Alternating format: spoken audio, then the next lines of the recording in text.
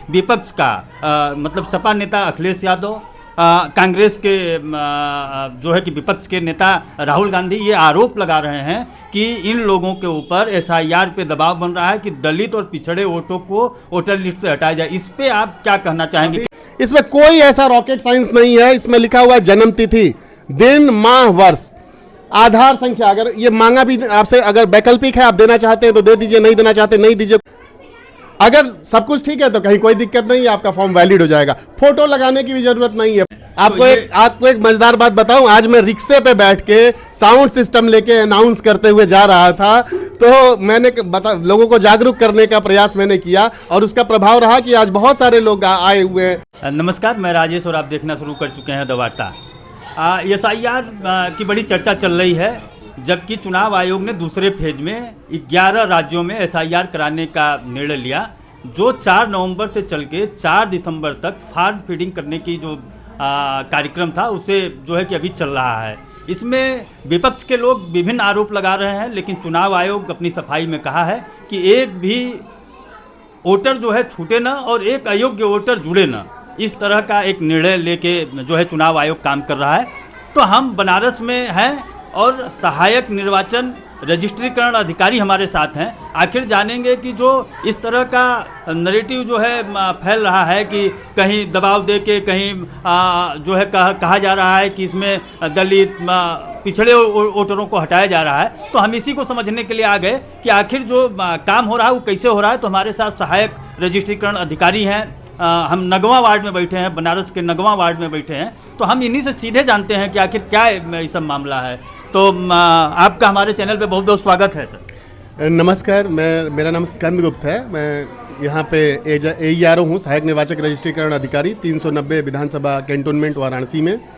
और एसआईआर की जहाँ तक बात चल रही है, देखिए एसआईआर बहुत ज़रूरी था, इसलिए क्योंकि हम लोग देख रहे हैं, हम लोग तो धरातल से जुड़े हुए हैं, BLO, सुपरवाइज़र और फिर सुपरवाइज़र को मॉनिटर करने के लिए AERO, उसके ऊपर ERO, फिर हमारे जिलाधिकारी महोदय हैं। हम लोग धरातल पे इस चीज़ को देख रहे हैं। BLO स्वयं बता रहा है कि जैसे आपका मकान है और आपने अपने मकान को पिछले 20 सालों से लगातार किराए पे उठाए हुए हैं, उसमें जो किराएदार रहते थे उन्होंने अपने वोटर कार्ड बनवा दिए, वो चले गए हैं, लेकिन आज भी वोटर कार्ड उस मकान के नाम से ही दिख रहा है।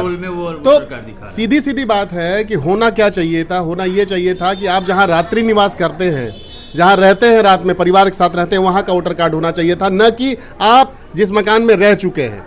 ये बहुत बड़ी समस्या आ रही है। इसकी वजह से कभी कभी पता चल रहा है, अभी मैं सोनारपुरा में बैठा था, वहाँ एक दादा आए थे, बंगाली थे, उन्होंने बताया कि हमारे मकान में 40 वोटर कहाँ से आ गया। तो मैंने उनको ये सारी चीज़ें बताई, क्या इतने वर्षों में इतने लोग रहे हैं? तो उन्होंने हाँ ये तो ये सारी चीज़ें आ रही हैं। दूसरी चीज़ है कि हमें BLO को सहयोग नहीं मिल पा रहा है जनता की तरफ से। BLO जा रही हैं, घूम के आ जा रही हैं, कोई दरवाज़ा किसी का खटखटा रही है, कोई दरवाज़ा नहीं खोल रहा, कोई बोल रहा है आज नहीं आओ, कल आओ, घर में कोई नहीं है, कोई पुरुष नहीं है। तो इस तरह की तमाम समस्या आ रही हैं इसमें, इसलिए हम लोग सभी लोगों की मदद ले रहे हैं। तमाम पार्टियों के बूथ लेवल एजेंट्स की हम लोगों ने मीटिंग की, पार्षद की मीटिंग की, स्थानीय लोगों की मीटिंग की। आपने देखा होगा कि हमारे जिलाधिकारी महोदय घर घर स्वयं जा रहे हैं और लोगों को जागरूक कर रहे हैं, रेडियो के माध्यम से जागरूक कर रहे हैं, टीवी के माध्यम से जागरूक कर रहे हैं। लेकिन जनता कब जागरूक होगी? जनता जागरूक हो जाए तो किसी तरह की कोई समस्या ना है। मेरा अपील है आपके चैनल के माध्यम से कि आप जनता को जागरूक करिए, जनता को बताइए कि एसआईआर क्यों जरूरी है।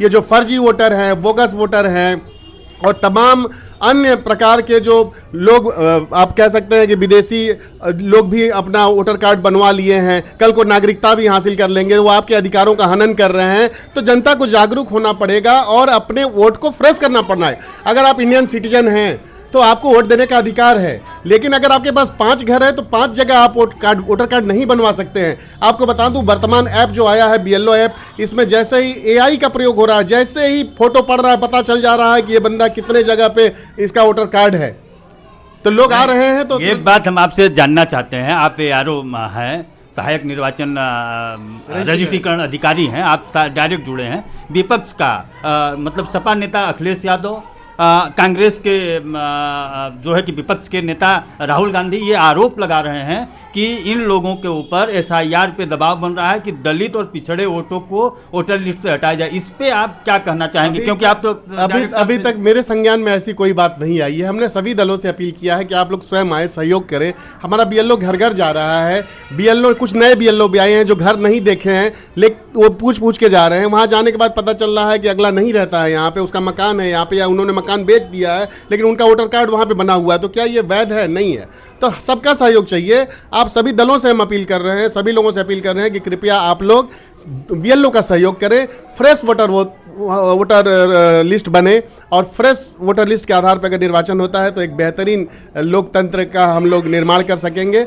और यही हमारी आपसे अपील। क्या फार्म है क्या कोई आपके पास? कोई आप यहाँ आइए, ये बीएलओ है यहाँ नगवा वार्ड में, यहाँ मैं बैठा हुआ हूँ, यहाँ पे रिपोर्ट ले रहा था मैं। सबसे महत्वपूर्ण चीज है, लोग कह रहे हैं बीएलओ नहीं मिल रहे हैं या बीएलओ से संपर्क नहीं हो पा रहा। फॉर्म लिए हैं, पूछ रहे हैं बीएलओ संपर्क नहीं, लिखा हुआ है name and contact number of BLO Kiran Pandey और इनका मोबाइल नंबर। इसी तरह सारे बीएलओ का नाम यहाँ पे लिखा हुआ है। इसके बाद आप देखेंगे निर्वाचक का नाम, उसका ईपिक का मतलब होता है वोटर कार्ड नंबर, और इसका पता दिया हुआ है। ये देख लें यहाँ पे, इधर बगल में आप देखेंगे कि आप कहाँ वोट देते हैं। ये आपका पता है वोट कहाँ देते हैं आप। इसमें लिखा हुआ है कि आप वोटर लिस्ट में क्रम संख्या 5 किस क्रम संख्या में, भाग संख्या क्या है, आपका मतदान स्थल क्या है, विधानसभा क्या है, राज्य क्या है, जनपद क्या है, सब लिखा हुआ है। और ये स्कैन करने के लिए ये बीएलओ जब फॉर्म फीडिंग करेंगी तो इससे स्कैन हो जाएगा।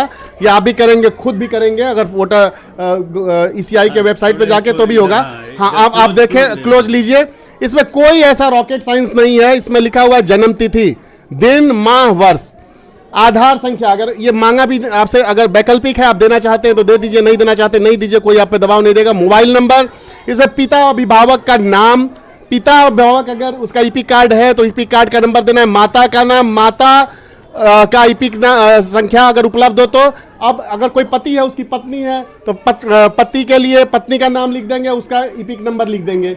पत्नी है तो उसके पत्नी है तो उसके पति का लिख देंगे। तो ये चीज हो गया जो हमारा जनरल इंफॉर्मेशन है। उसके बाद कह रहा है कि अगर आप वोटर रहे, 2003 के एसआईआर जब हुआ था 2002 वगैरह में वोटर रहे, तो आप इधर डिटेल भर दीजिए। तमाम मतदान आधार ये बदला होगा, आपका भाग संख्या बदला होगा, हो सकता है शहर दक्षिणी में रहे हो फिर आप कैंट में आ गए हो, तो उसका डिटेल दे देंगे। ये मैपिंग करने के लिए हम करते हैं। अगर आप वोटर नहीं रहे, मान लीजिए आपकी उम्र उस समय 2003 में कम थी, आप 18 वर्ष से कम उम्र के थे, तो आपके माता पिता, चाचा चाची, कोई भी होगा जिसका डिटेल यहाँ पे दे देंगे तो आपका मैपिंग हो जाएगा। बस एकदम आसान है। यहाँ नीचे साइन करिए, अपने बीएलओ को दे दीजिए। अब इससे बताइए आसान क्या होगा ये फॉर्म? नहीं तो आपने बताया, देखिए ठीक है, पहला जो कॉलम है ये वो आपका है, आप इसको भरिए। अगर आप 2003 के वोटर लिस्ट में हैं तो ये नीचे वाला कॉलम आप 2003 में क्या क्या भाग संख्या थी, क्या क्रमांक था, वो भरिए। अगर आप 2003 के वोटर लिस्ट में नहीं हैं तो आपके लिए ये जो है कि बाएं वाला कॉलम है जिसमें अपने माता पिता और संबंधियों की डिटेल, किसी एक की डिटेल जब आप भर लेंगे तो ये फॉर्म पूर्ण माना जाएगा। आपसे कोई कागज नहीं मांगा जाएगा। एक चीज और बता दूं, लोग इसके साथ कागज लगाने के चक्कर में पड़े। इसके साथ कोई कागज नहीं देना है। अगर आपका फॉर्म संदेहास्पद होगा तो बाद में 4 दिसंबर के बाद आपको नोटिस जाएगी। अगर सब कुछ ठीक है तो कहीं कोई दिक्कत नहीं है, आपका फॉर्म वैलिड हो जाएगा। फोटो लगाने की भी जरूरत नहीं है। फोटो लगाने की जरूरत इसलिए है, अभी मैं मजाक भी कर रहा था, एक मौलवी साहब आए थे, उनका फोटो जवानी का लगा हुआ था, तो मैंने कहा कि अभी तो आपकी उम्र कितनी है? तो उन्होंने कहा कि उम्र मेरी 55 साल हो गई। तो हमने कहा ये फोटो किस साल का है? जब मैं 27 साल का था तब। तो हमने कहा तब अपना चाहे तो फोटो आप अपडेट करवा दीजिए, क्यों पुरानी फोटो लगवाए हुए हैं? अगर किसी का फोटो स्पष्ट है, साफ सुथरा दिखाई देता है, बढ़िया है, तो फोटो लगाने की भी जरूरत नहीं है। एक बात हम पूछना चाहते हैं, क्योंकि हम नगवा वार्ड में बैठे हैं और इधर ढेर सारे लोग बिहार से आए हुए हैं। आपको एक मजेदार बात बताऊं, आज मैं रिक्शे पे बैठ के साउंड सिस्टम लेके अनाउंस करते हुए जा रहा था, तो मैंने लोगों को जागरूक करने का प्रयास मैंने किया और उसका प्रभाव रहा कि आज बहुत सारे लोग आए हुए हैं। मैं लगभग 10 किलोमीटर रिक्शे पे साउंड सिस्टम लेके खुद मैंने अनाउंस किया कि कृपया आप लोग जो है अपना फॉर्म जमा कर दें। नहीं, ठीक बात है। बहुत सारे लोग बिहार से आए हैं जो 2003 में बिहार में तो वोटर रहे, यहाँ नहीं रहे, तो यहाँ का डिटेल यहाँ भर दे और वहाँ बिहार वाला डिटेल भर दे। अच्छा अच्छा। वहाँ पिताजी उनके बिहार में रहे, वहाँ मैप हो रहे हैं ना। हाँ। आप वैध वोटर हैं, आप इंडियन वोटर हैं। नहीं वही जानकारी हाँ। क्योंकि इस क्षेत्र कहीं में कोई दिक्कत नहीं बिहार से है। बहुत और लोग आपको हैं। बताऊं, इलेक्शन कमीशन ने इतना अपने वेबसाइट पे सारी चीजें, वोटर लिस्ट तक अपलोड कर रखा है, तो किसी को कहीं कोई दिक्कत नहीं आई है। बस आप उसका प्रयोग करना जानते हो, बीएलओ आपके सहयोग करने के लिए तैयार है, बशर्ते आप फॉर्म जमा कर दें। मेरी पुनः आपके चैनल के माध्यम से अपील है कि सभी दल के लोगों से अपील है कि अपने जो भी वोटर्स हैं, अपने समर्थक हैं, अपने जानने पहचानने वाले लोग हैं, उनसे आप वोटर कार्ड, उनका अगर वोटर कार्ड बना हुआ है तो उनका SIR form please please please आप संबंधित बीएलओ के यहाँ जमा करवा दें। सौभाग्य से मिल गए जो है कि सहायक रजिस्ट्रीकरण अधिकारी, आपको बताया कि आप कैसे जो है फार्म को फिलअप कर सकते हैं। बहुत ज़्यादा इसमें घबराने की ज़रूरत नहीं है, और लोग तो जो है पैनिक फैला ही रहे हैं, लेकिन घबराने की ज़रूरत नहीं है। एक संवैधानिक प्रक्रिया है ये चुनाव आयोग की, जो कि हर समय ये होती है। ये चुनाव आयोग अभी पिछली बार जो है बिहार में सुप्रीम कोर्ट में रीट याचिका पड़ी थी। सुप्रीम कोर्ट ने कहा कि ये चुनाव आयोग की संवैधानिक प्रक्रिया, इस पर कोई रोक नहीं लगाई जा सकती। वैसे तो 3 स्टेट ने जो है कि जाके सुप्रीम कोर्ट में याचिका दायर की है, जिसमें केरल, तमिलनाडु और पश्चिम बंगाल है। उसकी सुनवाई आगे चलेगी, लेकिन उत्तर प्रदेश में जो ये एसआईआर हो रहा है उसके बारे में हमने बात कराई। ये बातचीत आपको कैसी लगी? अच्छी लगी तो इस वीडियो को ज़्यादा से ज़्यादा शेयर करें, क्योंकि ये ज़्यादा से ज़्यादा लोगों के पास जाए और अवेयरनेस हो, लोग अपना फॉर्म फिलअप कर सकें आसानी से। आप देखते रहिए, आप भी कमेंट के माध्यम से बताइए कि एसआईआर पे आप क्या सोचते हैं। आप देखते रहिए द वार्ता। मैं राजेश, कैमरामैन अनंत के साथ। धन्यवाद।